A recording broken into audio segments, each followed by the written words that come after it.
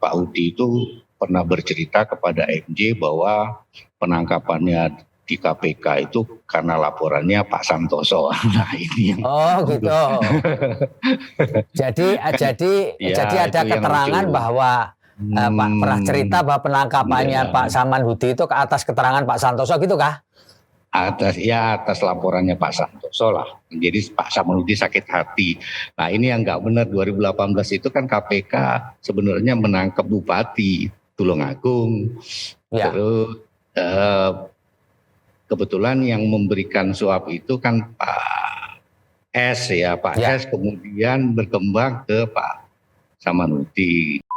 Beredar video pidato berapi-api dari Pak Samanhudi setelah beliau bebas atau selesai menjalani hukuman di LP Sragen, yang dalam konteks ini Pak Samanhudi mengatakan bahwa akan membalas dendam kepada pihak yang menjolimi dirinya sekaligus melakukan perampokan kekuasaan. Itu maksudnya apa ya Pak? Bisa dijelaskan nggak oleh Pak Joko, Pak? Jadi video yang itu beredar itu, Pak. Dendam politik, Mas.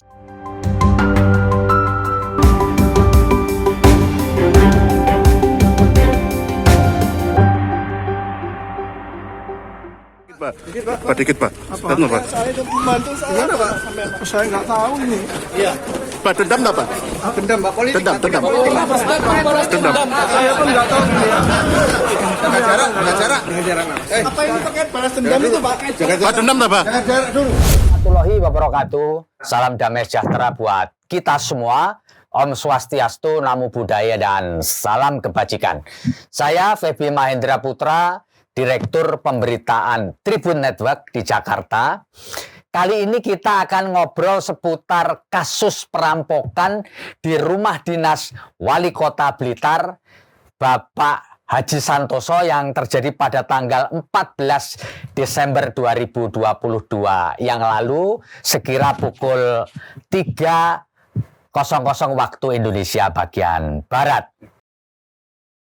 Pada pertengahan Januari atau 24 hari setelah perampokan, jajaran kepolisian di Jawa Timur dan di Kota Blitar menangkap 3 orang tersangka pelaku perampokan.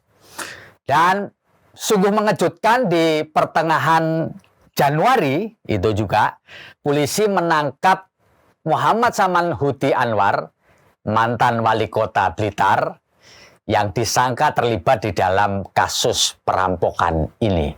Sebagai catatan, mantan wali kota Blitar Pak Samanhudi sempat menjalani pidana karena terkait dengan kasus suap yang terjadi 4 tahun yang lalu.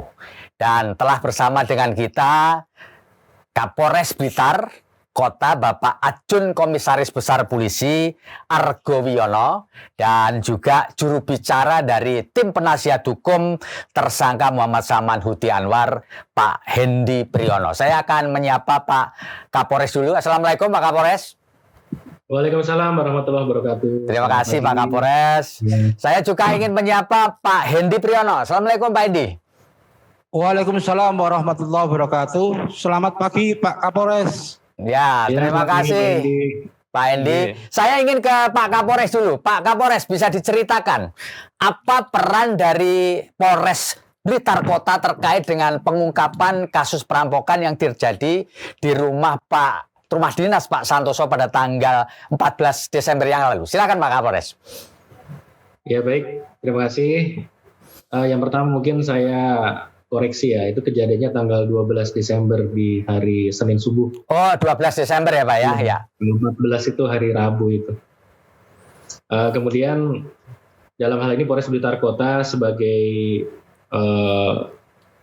aparat yang menindaklanjuti, mengingat lokus atau wilayah hukum adalah di Polres Blitar Kota saat itu sesuai dengan prosedur atau SOP, kami datangi karena memang petugas yang pertama datang saat itu juga salah satunya adalah anggota dari Polres Blitar yang setelah selesai melaksanakan sholat subuh, kemudian mendengar teriakan dan akhirnya kita membantu melepaskan ikatan-ikatan, dan saya pun juga saat itu seketika juga langsung datang menuju TKP dan melakukan kegiatan olah TKP, yang mana karena kasusnya menyangkut dengan pejabat negara arahan dari Bapak Kapolda untuk kegiatan olah TKP-nya menunggu tim dari Lapor karena ada beberapa peralatan pendukung yang sementara dimiliki oleh Polda. Salah satunya adalah alat sampel uji lab darah dan sebagainya.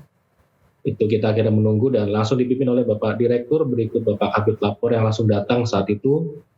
Sehingga disitulah karena kita masih status quo, artinya lokasi ini memang tidak boleh ada yang masuk, sehingga membantu kita untuk akhirnya ada beberapa sampel yang menjadi petunjuk untuk menemukan pelaku.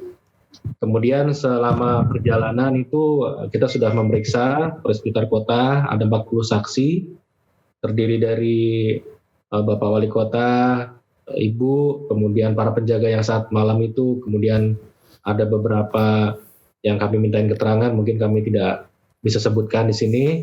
Kemudian ada 10 benda yang disita dari mulai tali, borgol, dan sebagainya yang memang saat itu diambil untuk dilakukan penyelidikan.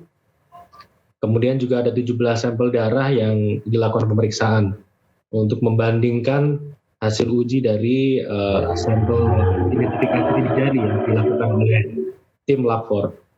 Kemudian setelah itu kurang lebih ada 1 atau hampir 2 minggu lah, 10 hari, perintah dari pimpinan untuk kasus ini ditarik ke Polda karena menyangkut pejabat negara dan menjadi atensi pimpinan skalanya nasional, sehingga Polres Blitar Kota membantu untuk pemanggilan saksi dan membuat beberapa berkas acara. Dan tadi sudah disampaikan pertengahan Januari petunjuk mengarah, akhirnya ada pelaku yang diamankan berjumlah 3 orang dan 2 saat ini masih DPO. Kurang lebih seperti itu yang dapat saya sampaikan.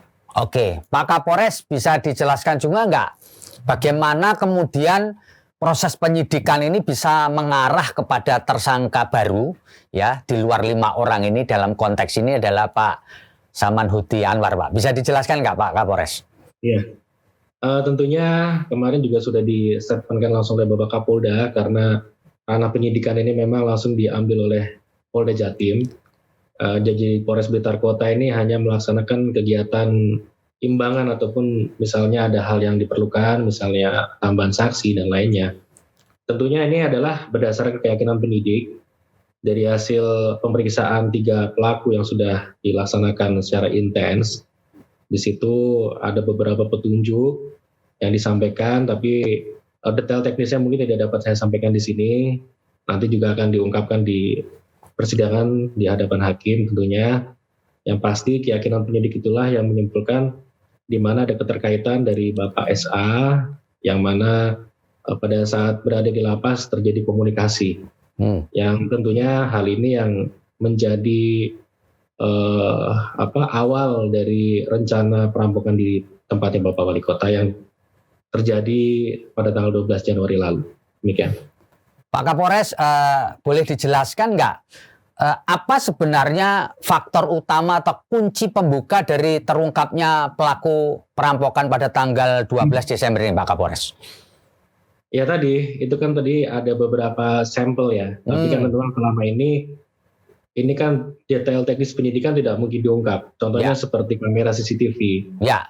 Itu kita juga melakukan analisa secara antropometri atau tinggi badan, ciri-ciri pelaku, kemudian dari CCTV, dari kamera ETLE. Nah, tapi kan ini semua memang sengaja tidak diungkap ke publik. Ya, semisal kalau misalnya diungkap, pelaku kita ketahui berada di daerah Blitar ya, langsung pergi dia keluar kota dari Blitar kan. Artinya memang gerakannya memang tertutup. Ya kan, kemudian pada saat sudah mengerucut, itulah yang tadi ada beberapa sampel darah ini, hasil dari uji DNA, keluarlah nama yang akhirnya diprofiling. Disitulah semakin mengerucut, akhirnya ditemukan keterkaitan dan satu yang dari 17 sampel itu yang diperiksa untuk uji DNA, 2 ini adalah milik pelaku. Nah itulah sehingga menjadi keyakinan polisi untuk akhirnya, dan mereka pun juga mengakui barang buktinya masih lengkap, uangnya masih ada, sehingga itulah langsung ditetapkan sebagai tersangka. Jadi bisa dikatakan Pak Kapolres, bahwa proses penyidikan ini juga menggunakan metode scientific investigation ya Pak ya? Betul sekali, scientific investigation. Ya. Pak Kapolres, apakah di dalam proses pengembangan dan penangkapan para pelaku ini di lapangan, Polres Blitar Kota juga ikut dilibatkan, Pak? Iya, tentunya dari awal kita selalu backup. Contohnya misalnya dari nomor kendaraan yang mana pada saat kejadian itu menggunakan nomor plat merah. Kita sisir, kita cek itu nomornya mana, ternyata nomornya Kediri. Kemudian kita cek di sana ternyata kendaraannya ada, berarti kan platnya ini palsu. Akhirnya kita cari apakah ada pembuat plat yang menggunakan, dan sebetulnya banyak yang lainnya secara tertutup. Kita juga lakukan penyelidikan dari jajaran intelijen, dari saksi-saksi, dan semuanya ini tentunya sama-sama memberikan bantuan, tidak hanya Polres Blitar Kota. Oleh karena sifatnya tadi sudah menjadi atensi publik, dengan ditariknya kasus ini ke Direktorat, ke Polda, sehingga Bapak Direktur pun juga memerintahkan kepada seluruh Polres jajaran di wilayah Jawa Timur untuk melakukan pencarian. Artinya disinilah peran dari Polda sebagai satker utama di wilayah jajaran itu memudahkan koordinasi, maupun untuk koordinasi keluar dari Polda Jatim, karena beberapa pelaku ini juga teridentifikasi sebagai pelaku dari daerah Sumatera. Kurang lebih demikian. Baik, saya ingin bergeser ke Pak Hendy Priyono. Pak Hendy, bisa dijelaskan nggak sebenarnya posisi klien Anda di dalam kasus ini gimana sih? Silakan Pak Hendy. Terima kasih. Sebelumnya kami minta maaf ya. Ini di tengah situasi yang kita antri sidang juga. Juga perlu diketahui bahwa saya ini bukan pengacara tersangka dalam proses penyidikan. Saya ini pengacara tersangka ketika mengajukan permohonan pra-peradilan. Jadi kalau untuk masalah ini yang lebih berkompeten untuk menjawab ini Mas Joko Tesno yang ada di sebelah ini. Beliau yang mendampingi secara langsung proses pemeriksaan.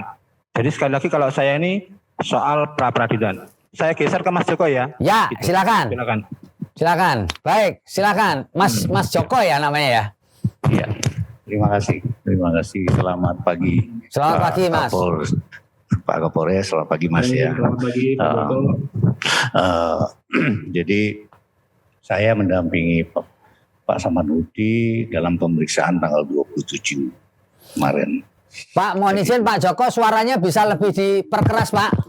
Oh siap. Ya. Ini ya dengar? Mas. Nah, ya. Agak keras sedikit Pak. Ya, oke.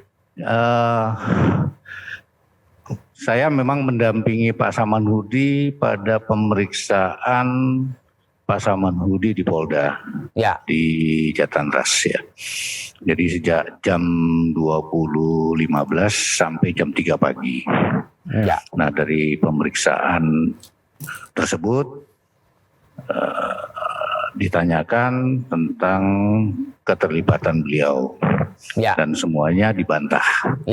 Karena MJ itu adalah napi yang ditugaskan untuk membersihkan masjid, dan Pak Samanhudi sering ke Masjid Lapas, sehingga pertemuan itu sering sekali karena beliaunya pembersih masjid dan Pak Samanhudi sering ke masjid, sehingga sering ketemu, tetapi dalam kapasitas beribadah Pak Samanhudi di masjid, bukan membicarakan hal-hal yang apalagi yang menyangkut tentang perampokan. Begitu Mas. Jadi Pak Samanhudi sebenarnya mengenal satu di antara pelaku tersangka perampokan ya Pak ya? Iya, karena di lapas itu kan berbaur ya dari seluruh napi, dan beliau tidak mengingat namanya. Tapi pada saat ditunjukkan oleh penyidik, apa saudara kenal? Oh ya, ini memang tukang bersih masjid. Nah gitu. Jadi kalau ditanya namanya, tidak melihat foto, beliau tidak hafal. Jadi setelah diperlihatkan orangnya baru Pak Samanhudi mengenal tersangka ketika sama-sama menghuni di LP Sragen Jawa Tengah ya Pak ya? Betul, ya. Ya Pak Joko, terkait dengan perampokan di rumah Pak Santoso ini, apakah Pak Samanhudi mengetahui peristiwa perampokan ini Pak? Atau sempat mendengar atau mengikuti pemberitaannya Pak? Jadi beliau pada saat itu tanggal 12 itu berada di Juanda di Surabaya.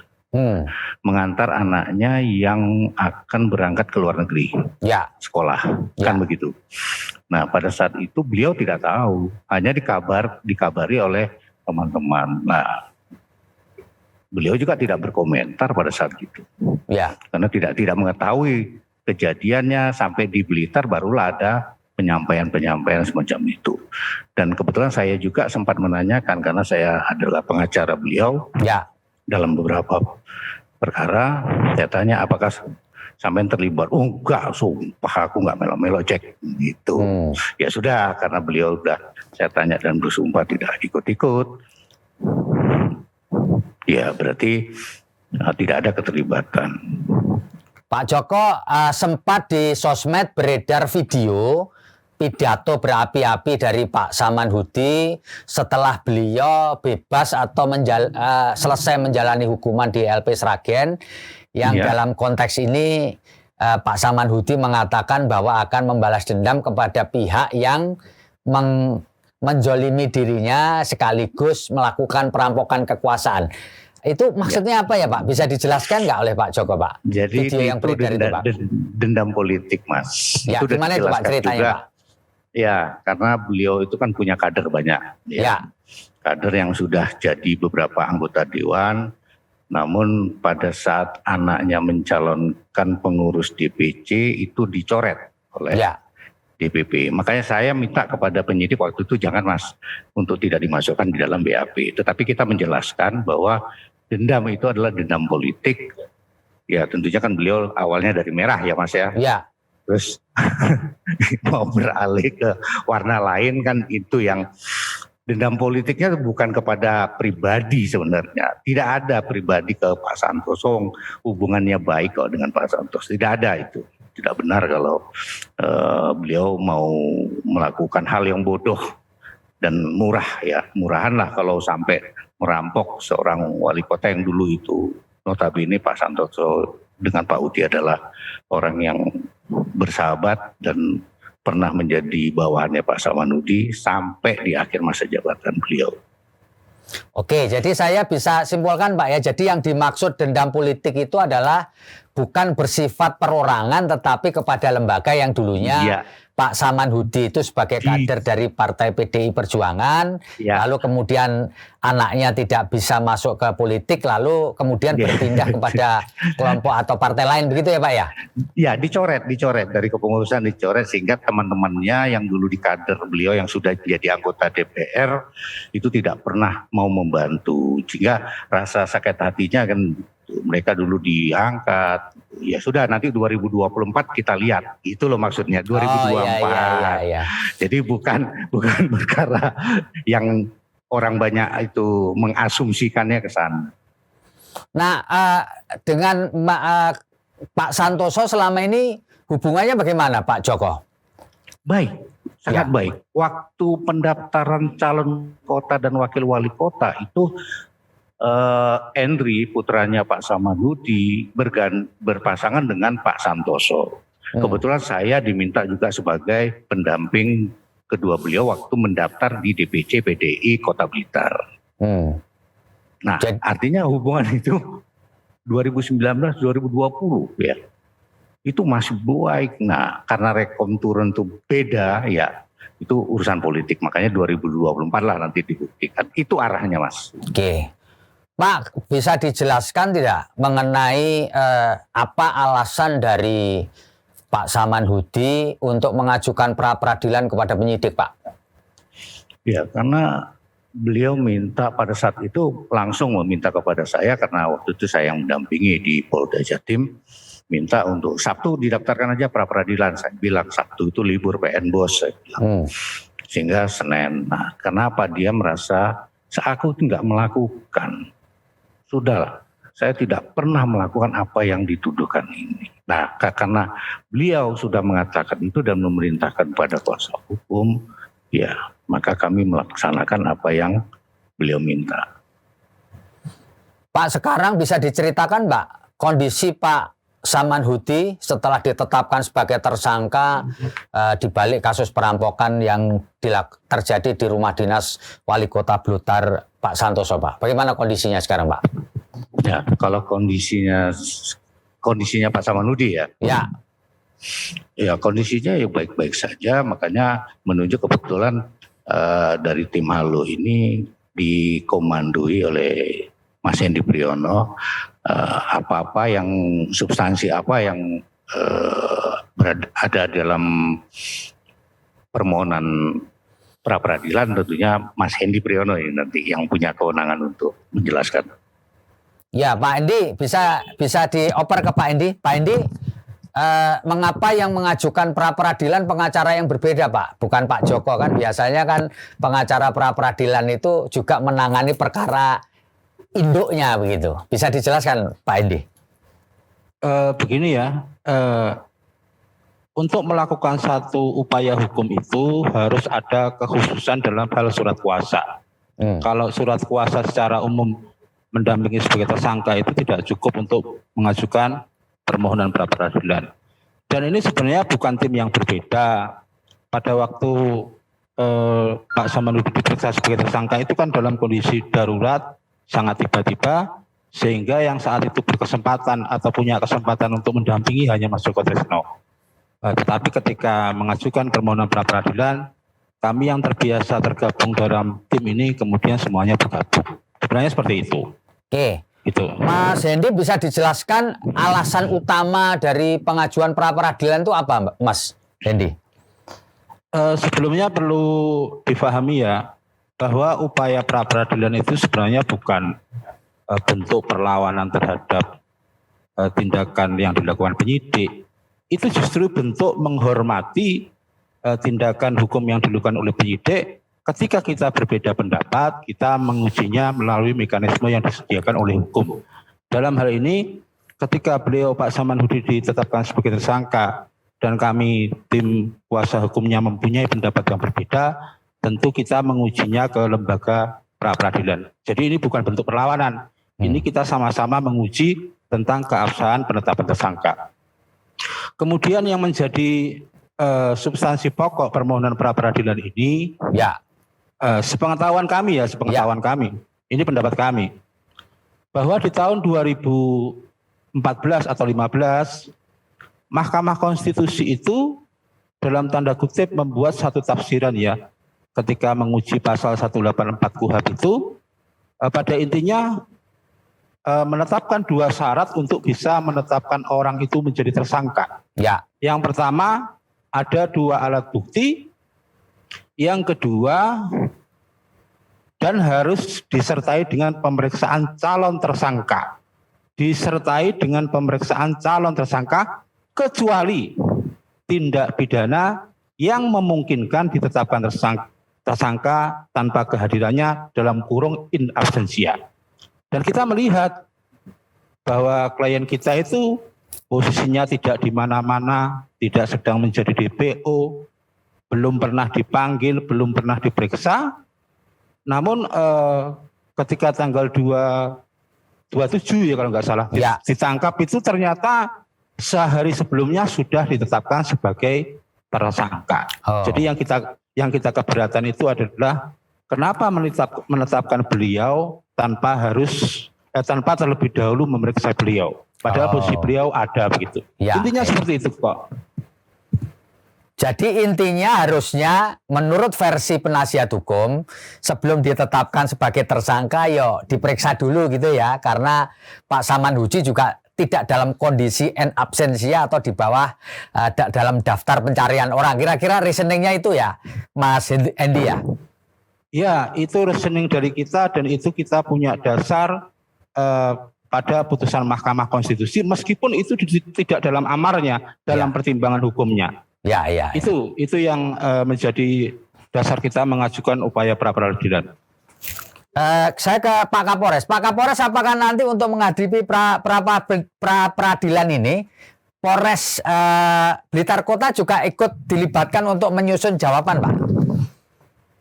Ya, tentunya kami menunggu pernyataan pimpinan Yang pasti mekanisme terkait peradilan ini kan tadi sudah disampaikan oleh Pak Hendi, sudah diatur, dan masing-masing semua orang memiliki hak untuk mengajukan pra-peradilan. Namun tentunya polisi selalu berbicara terkait tentang fakta hukum, penentuan bukti permulaan yang cukup, dan mungkin dari Polda juga sudah menyikapi dan menindaklanjuti. Dan tentunya saya selalu meyakini asas praduga tak bersalah. Silahkan saja nanti mungkin dalam tataran memberikan jawaban terkait teknis penyidikan tidak dalam tataran saya. Tadi saya hanya sampaikan bagaimana peranan Polres Blitar Kota. Kalaupun memang ada permintaan, mengingat surat penetapan yang mengeluarkan dari pengadilan, ya kalau memang diminta untuk membantu pasti kita membantu dan kita berikan yang terbaik. Bagaimana penyidik bisa membuktikan apa yang diyakini sehingga tidak ada pihak yang merasa dirugikan dalam penetapan tersangka tersebut. Mungkin ini dapat saya sampaikan. Pak Kapolres bisa dijelaskan nggak? Ini kan masih ada 2 orang yang belum dapat ditangkap ya. Apakah ini nanti menjadi PR dari Polda Jatim atau Polres Blitar Kota, Pak, yang 2 orang yang belum ditangkap nih, Pak? Ya, tentunya ini menjadi tanggung jawab semua. Kita pun juga diberikan kewajiban untuk mencari dan menemukan. Dan sudah ada tim sendiri yang mencari. Sampai dengan saat ini masih kita lakukan profiling. Ada beberapa lokasi-lokasi yang ditengarai menjadi lokasi persembunyian pun juga masih kita lakukan monitoring. Tapi yang pasti untuk datanya sendiri kita sudah mengantongi. Tinggal menunggu waktu, mudah-mudahan dapat segera diungkap. Tentunya selain peran dari Polri, kemudian masyarakat bisa memberi informasi, ini tidak terlepas dari Tuhan Yang Maha Kuasa. Apabila sudah menentukan jadwal untuk ditemukan, pasti akan ditemukan. Karena tidak ada kejahatan yang sempurna, pasti akan meninggalkan jejak, dan inilah yang selalu dijadikan dasar sebagai Polri untuk membuat terang dari kejahatan tersebut. Pak Kapolres, untuk tidak terjadi kembali di masa depan, bagaimana sih sebenarnya kepolisian dalam konteks ini adalah Polres Blitar Kota untuk melakukan pengamanan di tempat-tempat yang istilahnya itu adalah tempat-tempat penting yang dihuni oleh para pejabat negara atau tempat-tempat strategis lainnya di wilayah Kota Blitar, Pak. Silakan, Pak. Iya, tentunya untuk kegiatan patroli kepolisian sendiri itu selalu kita laksanakan setiap hari selama 1 minggu penuh 24 jam di tempat-tempat yang tidak hanya di kediaman Bapak Wali Kota, semua tempat menjadi potensi-potensi kerawanan selalu kita laksanakan patroli. Namun demikian, semenjak kejadian tersebut kita lebih intensifkan karena untuk permintaan pengamanan sendiri di dalam objek kediaman itu memang yang mengelola adalah dari protokol atau dari Satpol PP. Polri hanya melakukan pengamanan di luarnya, yaitu melakukan patroli secara umum.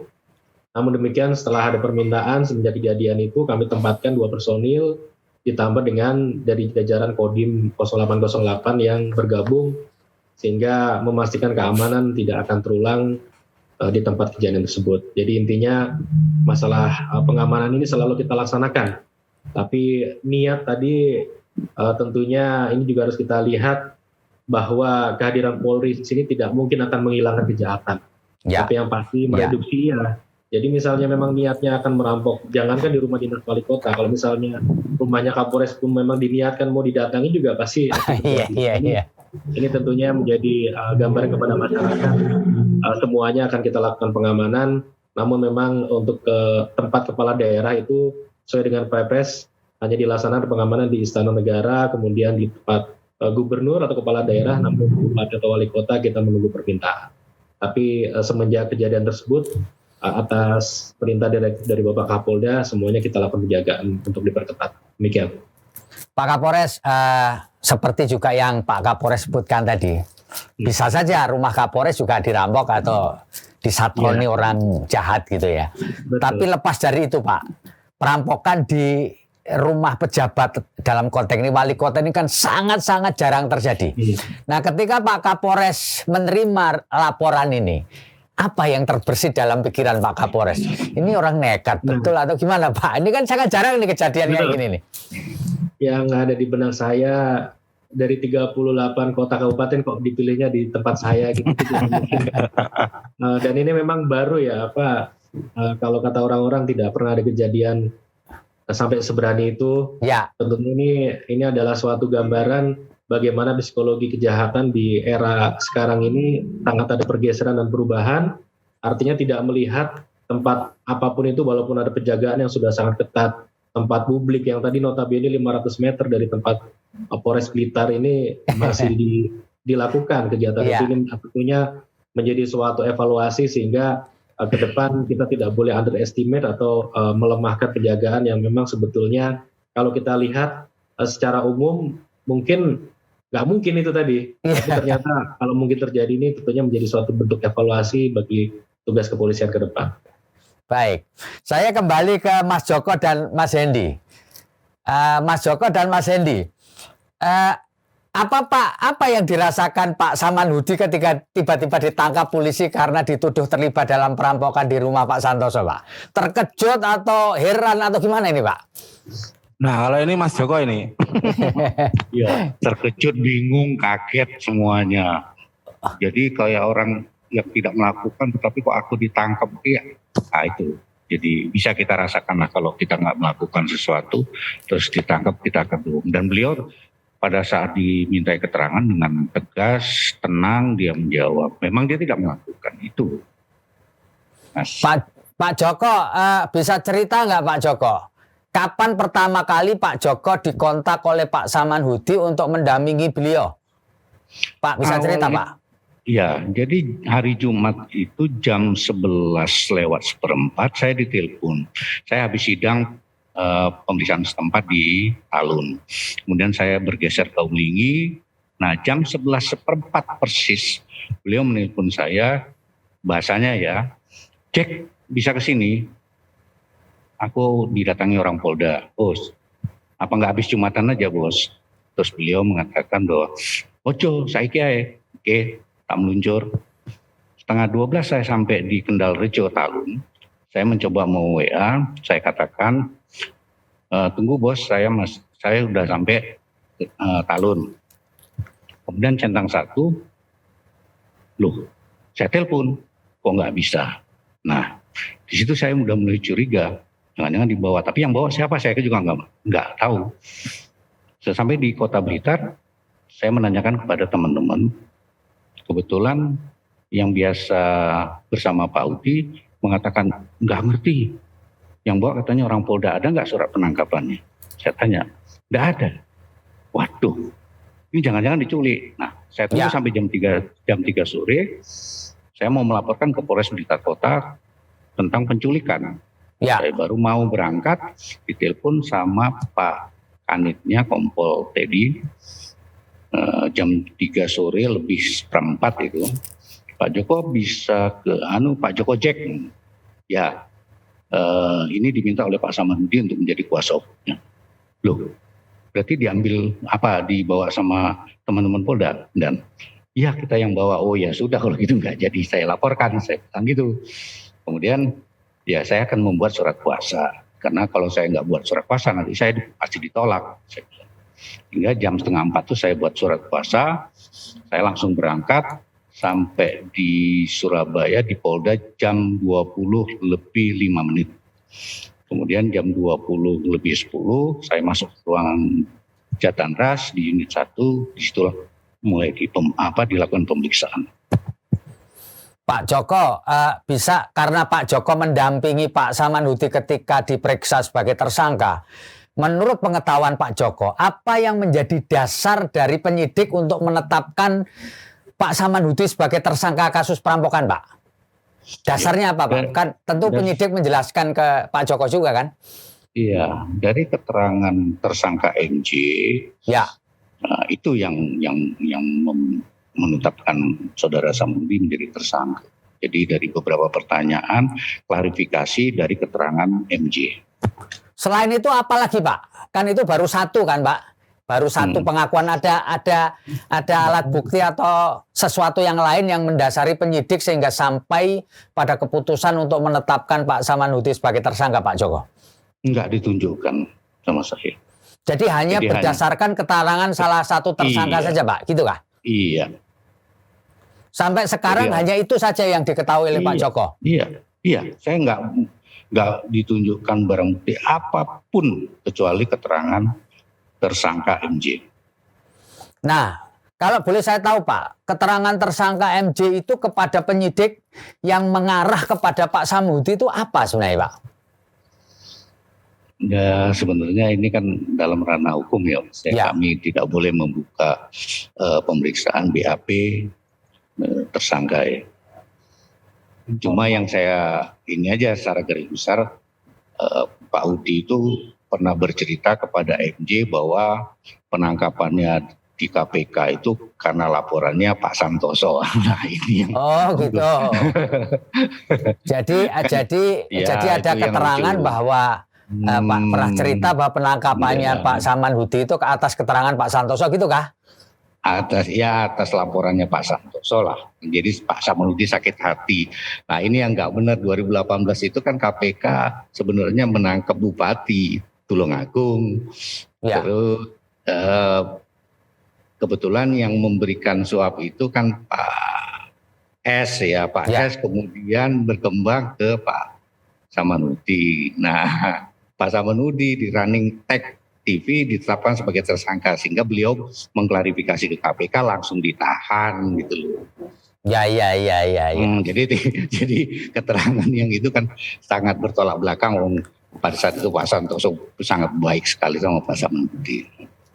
Pak, saya ulang ya, Pak, supaya nggak salah ya. Jadi dalam pengakuannya tersangka itu mengaku pernah mendengar omongan dari Pak Samanhudi bahwa Pak Samanhudi ditangkap oleh KPK karena laporannya Pak Santoso.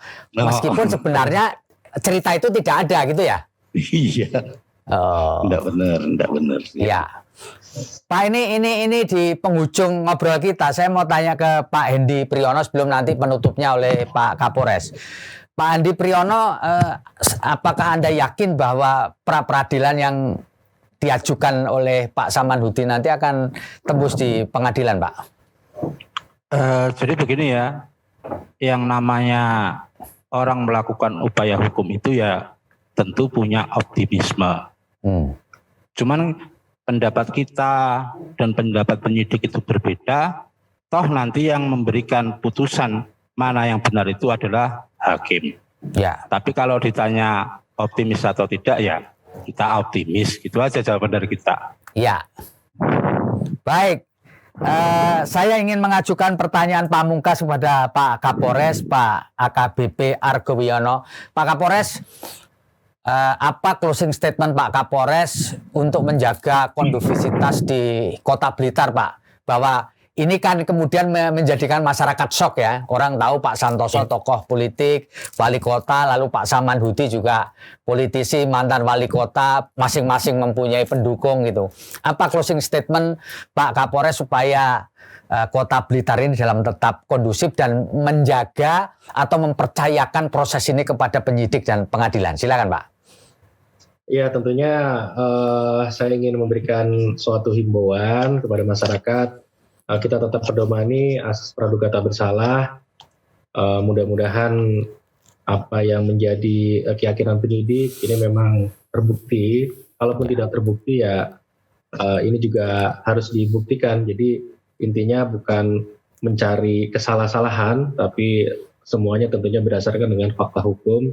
Kita serahkan sepenuhnya kepada para penyidik atau proses hukum yang berlaku. Kemudian masyarakat Kota Blitar sendiri tentunya jangan sampai termakan dengan informasi yang hoaks atau tidak benar, yang tentunya akan mengakibatkan adanya suatu kegaduhan. Mohon tetap melihat dari perspektif yang positif, bukan karena yang lain-lain, dan kami pun juga tidak pernah mengatakan ini ada keterkaitan dengan hal yang sifatnya politis. Tapi tentunya selalu berbicara berdasarkan fakta hukum yang berlaku, dan tentunya mudah-mudahan hal ini dapat segera diselesaikan dan kita berharap yang terbaik, baik dari pihak Bapak Santoso maupun dari Bapak SA atau Bapak Samanhudi. Kita semua tetap menghormati beliau selaku orang tua di wilayah Blitar, sebagai senior juga. Kami tentunya tetap berpegang teguh pada proses-proses yang berjalan sesuai dengan mekanisme yang diatur oleh undang-undang. Mungkin demikian yang dapat saya sampaikan. Terima kasih Pak Kapolres. Pak Joko, terakhir Pak Joko bisa memberikan closing statement mengenai posisi Pak Saman Hudi Anwar, Pak Joko, dalam perkara ini. Silakan. Pak Joko nggak dengar ini. Pak Joko, kami ingin Pak Joko memberikan closing statement terkait dengan posisi Pak Saman Hudi Anwar sebagai tersangka kasus perampokan. Pak Joko bisa menyampaikan pernyataan penutup. Silakan. Ya, kami selaku kuasa hukum hanya berdoa dan berusaha tentunya penegakan hukum bisa ditegakkan seadil-adilnya di negara Republik Indonesia ini. Baik, terima kasih. Kami menyampaikan terima kasih pada Pak Kapolres Blitar Kota, Pak AKBP Argo Wiono, dan tim penasihat hukum Pak tersangka Saman Hudi Anwar. Terima kasih sudah bergabung dengan obrolan kita. Moga-moga apa yang sudah kita obrolkan ini banyak memberi manfaat kepada pendengar kita. Terima kasih. Saya Febri Mahendra Putra pamit undur diri. Assalamualaikum warahmatullahi wabarakatuh. Om Santi Santi Om. Shalom, namo buddhaya, dan salam kebajikan, dan jangan lupa tetap jaga kesehatan. Ya. Selamat pagi. Terima kasih. Terima kasih. Terima kasih Pak Kapolres. Ya, Pak Hendi, Pak Joko, terima kasih. Siap.